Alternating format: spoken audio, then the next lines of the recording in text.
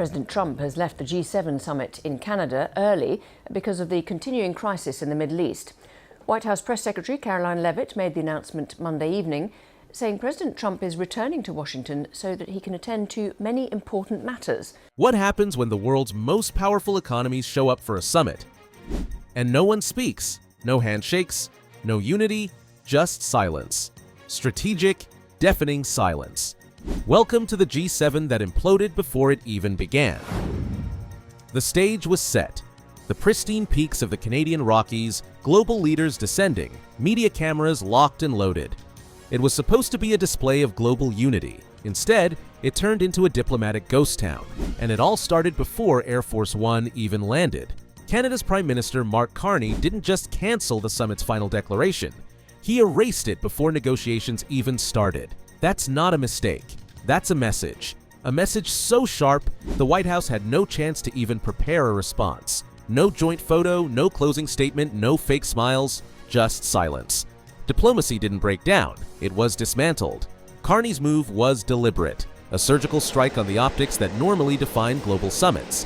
And without those optics, the United States had nothing to show for the weekend but a backdrop of snow-covered mountains and diplomatic failure. Trump had arrived in Alberta not with an olive branch, but with ultimatums, a 5% military spending mandate, expanded tariffs, and rhetoric that shook Ottawa to its core. During a campaign rally just months earlier, Trump claimed Canada should have been part of the US from the start. For Canadians, that wasn't just political bluster, that was an invasion of identity. Carney responded the only way that mattered on the world stage: cancel the communique, kill the photo op, send the summit back home, empty-handed. Bloomberg insiders say Carney's aides called it what it was: economic coercion dressed up as diplomacy. And the result? A G7 with no agreement on climate, no trade resolution, no joint stance on global security. Nothing but a bland chair's summary. Bureaucratic filler where real policy should have been. France called it a historic breakdown. Germany described it as tactical silence. But no one said it was an accident. Because it wasn't. For the first time since 1975, the host nation refused to endorse its own summit. That's not just a political snub. That's a declaration of independence from US dominance. And it's spreading. Carney wasn't alone in his quiet rebellion.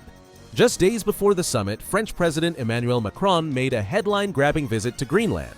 Yes, Greenland, accompanied by Denmark's Prime Minister. Now, on the surface, it may seem like a cold, symbolic detour. But here's the real story. Macron was answering Trump's renewed interest in buying Greenland, a move he's floated before. This time, Macron didn't just reject it. He showed up on the tarmac, arms crossed, and declared, "Greenland is not a bargaining chip. Calculated, precise, direct." And while Trump's team was still drafting tariff threats, Japan was filing a formal complaint with the World Trade Organization, accusing the US of breaking international agreements with its aluminum tariffs. Mexico came prepared too, armed with legal tools to block what they see as weaponized tariffs and border threats. The UK barely scraped by with a last-minute digital trade exemption. And even that expires in just 12 months. This wasn't cooperation. It was containment. All around the table, US allies were no longer negotiating with America. They were defending themselves from it. Trump's universal 10% tariff now affects over $1.1 trillion in imports. Canada's paying 22% more for dairy, 10% more for aluminum, and 14% on lumber. That's $4.2 billion in economic damage to Canadian manufacturing in just 3 months. And behind closed doors, Carney didn't hold back. He told Trump outright, Canada will not use its national budget as a tool for military compliance. Full stop. That was a direct slap to Trump's 5% GDP military spending demand. France and Germany backed Canada. Even NATO officials called the request politically unworkable. With no agreement, Trump stood alone, politically stranded in a room of former allies. And it's not just about who's right or wrong, it's about the image. No final handshake, no press conference, just the optics of a US president leaving the most important economic summit of the year with nothing. And the economic damage is very, very real. The World Bank just downgraded global GDP growth by 0.7%. Why? Retaliatory trade measures, tariff wars. Almost all of it traced back to the US page 1, not buried in a footnote. Capital investment has cratered globally, down 12.4% this quarter alone. That's the steepest drop since the early COVID recovery. And in just 90 days, the US has revoked 6 major trade exemptions and imposed tariffs on over $1.3 trillion in goods. But here's the kicker. Carney didn't need to shout, threaten, or storm out. He just stayed silent. And in the world of diplomacy, silence, especially calculated silence, is the loudest message of all.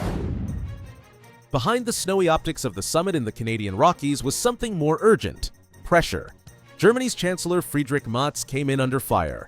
German exporters have lost over $17 billion in US trade this year. Japan's Prime Minister Shigeru Ishiba faced aluminum tariffs and threats of new steel investigations. For manufacturing-heavy economies, this isn't policy, it's survival. Mexico's President Claudia Sheinbaum came with legal defenses, bracing for more border tariffs. The US had threatened to double them unless Mexico adopted American-style asylum policies. And then there was Narendra Modi. Invited by Canada, India's Prime Minister entered the summit under the shadow of an RCMP investigation into alleged Indian-linked political violence in Toronto. The tension was visible in every meeting. His presence wasn't just controversial, it was combustible. What happened in Alberta wasn't diplomacy, it was damage control. Mark Carney knew it. That's why he refused to fake unity. No final statement, no photo ops, no spin. Just silence. Stark and intentional. Since 1975, every G7 host had endorsed their summit's outcome. Carney broke that tradition, not out of anger, but clarity. The G7's founding mission was to stabilize the world economy and defend the post-war order. That mission is now fractured. Trump's trade-first, allies-later policy has hollowed out G7 cohesion. Carney simply stopped pretending otherwise. While Alberta went quiet, the rest of the world got loud. France, backed by the EU, activated retaliatory tariff measures if Trump follows through on a 17% duty on European machinery. Japan called for emergency WTO mediation. Mexico submitted legal filings the moment its plane touched down. The G7 isn't negotiating anymore, it's bracing. And here's the shocker, almost every G7 country now faces active US tariffs. The UK is the lone exception, and even that expires in March 2026. That's not an alliance, that's a countdown. And Carney? He played the long game. By denying Trump a communique, a press moment, or even a headline, he took away something more powerful than any policy win: narrative. No closing image, no viral quote, just a summit that disappeared. Even the location was strategic. Alberta's remoteness wasn't just beautiful, it was lockdown ready. Access roads closed, protesters pushed 50 miles out, full security perimeter in place. No leaks, no off-script chaos, just deliberate silence. And in that silence, a new global tone was set. The G7 hasn't died, but it's no longer leading. Real diplomacy is now happening elsewhere, in NATO briefings, WTO panels, Arctic councils, energy deals, and defense treaties. The Alberta summit wasn't a climax, it was a flare, warning the world that old alliances no longer work on autopilot. Carney didn't yell, he didn't storm out, he just refused to participate in a fiction. And in doing so, he made one thing unmistakably clear. The age of symbolic unity is over, the world is moving on, and the US, whether it's ready or not, may be left behind.